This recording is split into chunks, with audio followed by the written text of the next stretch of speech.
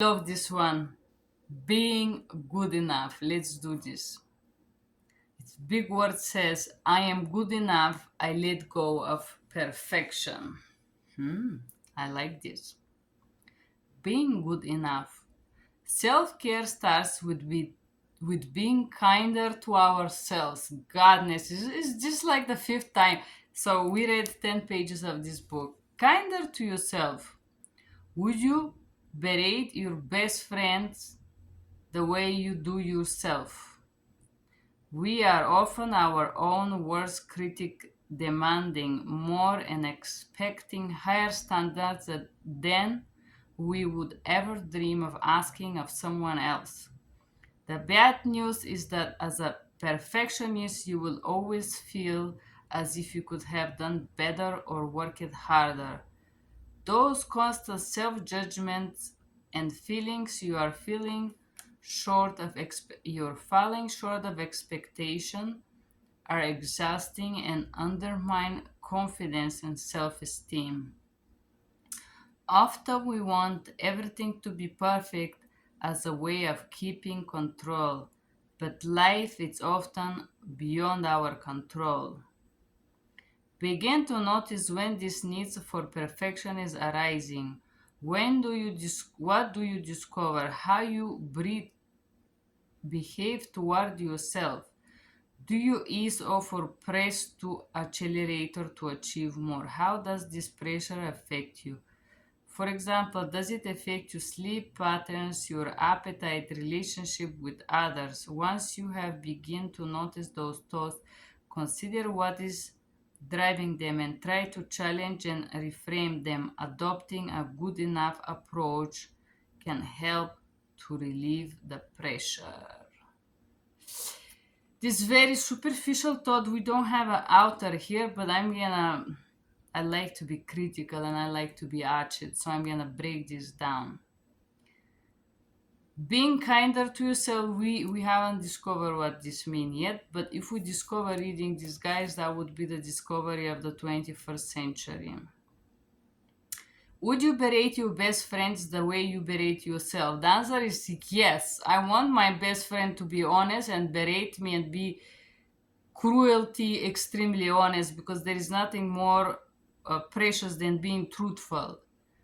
Being honest and truthful doesn't mean being harsh and berating oneself. So yes, if I am a truthful friend, I'm gonna speak to my best friend with the utmost truthfulness and honesty I can. So yes, I'm gonna berate my best friend the way I berate myself. We are often our worst critic, demanding more and expecting higher standards. This is not true. We are growing up, most of us are grown up, being surrounded by people who criticize and demand, starting with your parents. Eat with the right spoon, eat with the right fork, sit the right way, chew the right way, chew the right time, and how many times. You gotta do certain things, otherwise your parent get upset with you and pissed. So we are trained to be that way. No, it's very weird now that in this book we read about being kind, but nobody tells us what is that, because we are not trained to be kind. We are trained to be critical, and the world trains you to be critical. Even when you go to school, you get the votes and you are harsh down and you think you're wrong, but you receive something else.